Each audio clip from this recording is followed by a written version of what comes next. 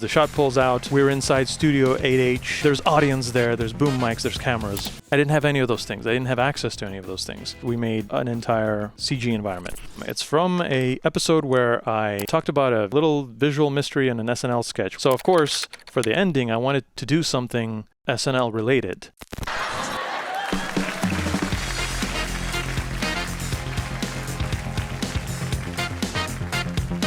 I had this crazy idea of actually doing a transition like you sometimes see on SNL where a sketch ends and they go to commercial, but before they do, they pull out to show you how impressive it is that it's this bustling studio and everything is happening all at once live with an audience. I had a vague plan. Well, it was a concrete plan, but it was vague whether every element of that plan would work. I set up like a larger green screen than I ever do, like almost a corner of a patchwork of green screens that were filling up most of that red room where you usually see. I'm wearing a weird pirate costume because that's just funny for the end, because often an SNL sketch involves some silly outfit. It's me and my guest star, Jack Films, having a conversation in just completely randomly in a public bathroom, and then it pulls out of this to show that it's a set. The idea is the shot pulls out, the bathroom is a set, we're inside Studio 8H, there's audience there, there's boom mics, there's cameras. I didn't have any of those things. I didn't have access to any of those things. So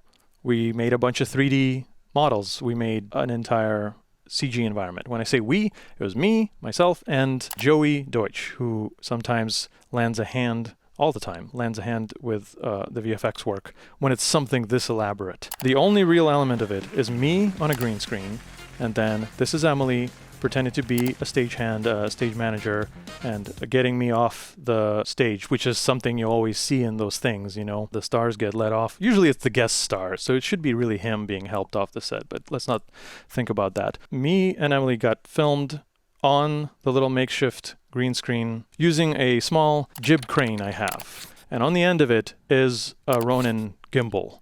I kind of hooked up a gimbal to a crane so that we could use the gimbal's ability to stay targeted to a thing in the shot. My 80-something-year-old dad is operating a ginormous jib crane extended over the scene just so we can have just enough movement to have that sweeping crane shot that they usually do. Once the green screen was removed and the entire shot was tracked in 3D and this motion was recreated in Blender with a virtual camera, it was not that hard to kind of have that virtual camera perform the move, but then start to be animated by hand. So I was able to like extend the move. Things like real footage, like me and Emily here, are on planes in 3D. And of course the green screen makes us cutouts. And so if you place them kind of in the right place in this 3D recreation of the move, then when you do new things with the virtual camera, it looks plausible. And it more or less looks like we really still are correctly occupying that 3D space. So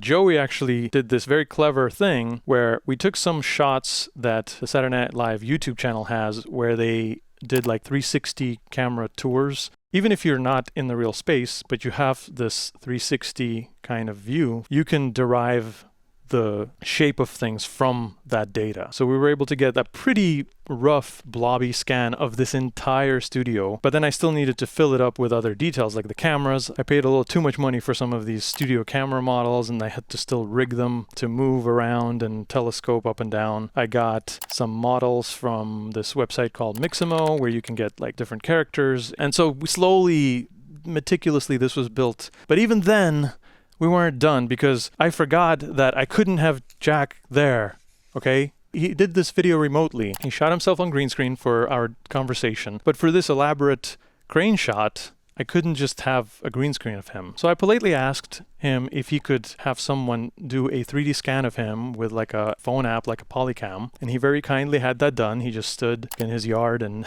just got me a 3D scan of himself. I turned it into a more like workable 3D model as a character of him, rigged it with an armature so he could be like animated. Once you have a really complicated scene like this, you don't want to just try to make it perfect and render the entire thing because it takes forever. Every frame takes like several minutes to render. What sometimes is done, and what I did in this case, is use what's called a cryptomat, which is like a way to mask certain parts out. Like, for example, just the characters in the scene or whatever. Or it might just be certain surfaces, like only the sink, like building your scene out of a bunch of pieces that get rendered and comped together to make it look sort of believable. So I just had my family throwing garbage at me as I start spinning on the floor. I'm sure it looked really ridiculous to anyone if they were to walk in, but that's what you do for art.